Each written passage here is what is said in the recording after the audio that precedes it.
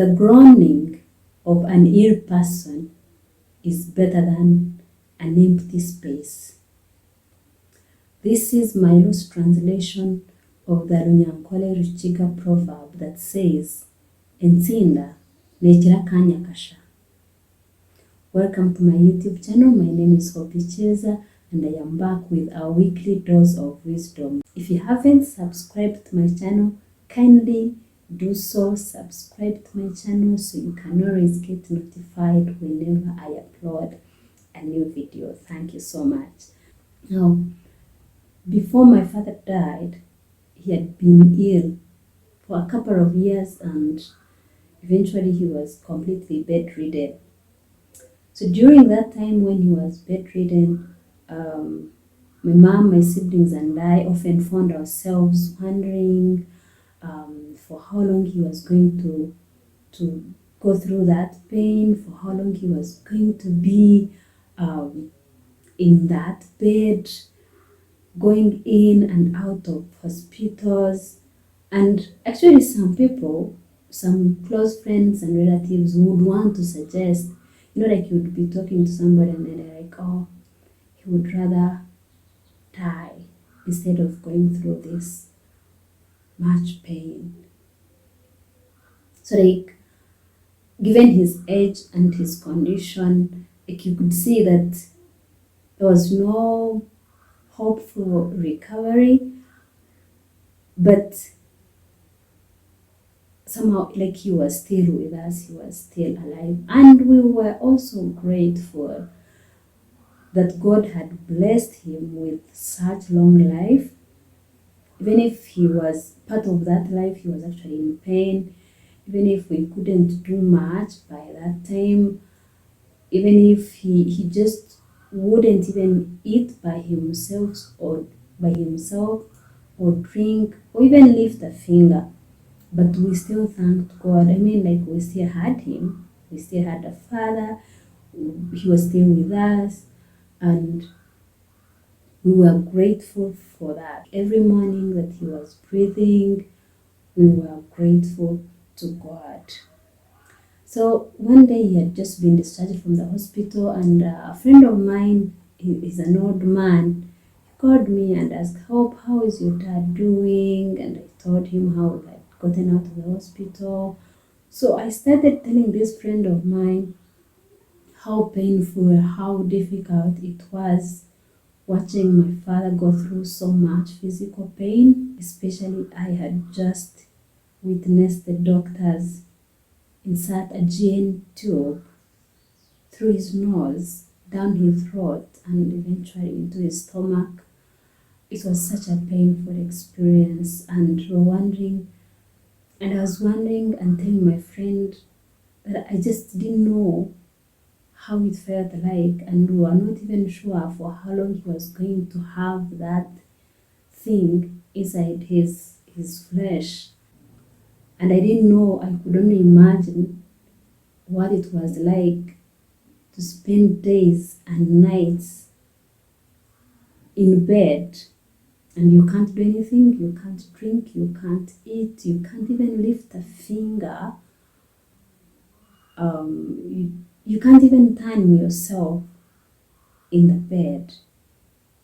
Somebody has to literally come and turn you on the other side, and again. So this is what I was telling my friend.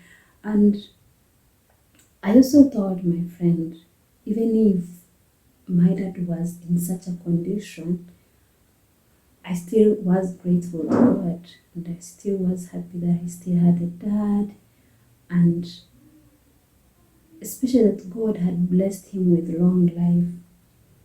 So and then my friend said, Hope, Entsinda nekira kanya kasha.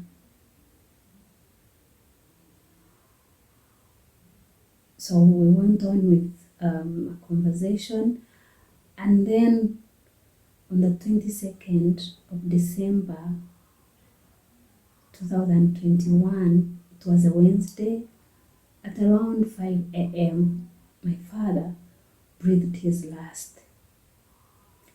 And since then, I am struggling with the fact that I have to accept that he is gone. He is gone, never ever to be seen on planet Earth ever again. I'll never ever hear his voice ever again. I'll never see him ever again. Like, even in the spots that I always found him whenever I went back home, I won't find him. I'll simply find empty spaces. And I am coming to terms with the fact, with the truth and the fact of that proverb. So the one thing that I have learned through this proverb and through my experience with the loss of my father is,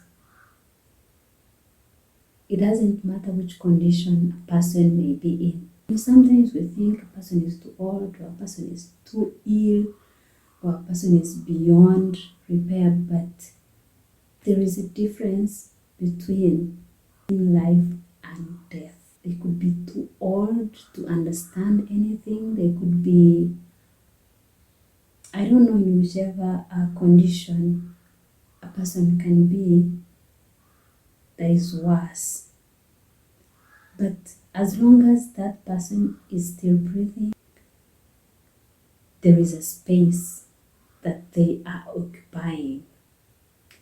And once that person dies, there will be that space that can never ever be filled by anything. Like, no matter what the words somebody tells you to comfort you, nothing seems to really work. Like, nothing can fill up that space. So that gap, that space is there. And the other thing about death is you are never prepared for that moment. Like, a person could be sick or could be even down for many years. And sometimes you could actually see that eventually it will come to that. But you can never prepare your heart and be like, oh, I will not feel sad because after all, I have seen him ill and I have seen him gradually die. No, you just can't. When it comes, it comes, and that space becomes real. Kindly subscribe to my channel and let's keep this moving, and you'll be notified whenever I upload a new video. May you find a purpose in this life. May you live life to the fullest, because at the end of it all, death is inevitable and we all have to leave this place just the way we came, and that's the way we live. Bye for now. May God bless you.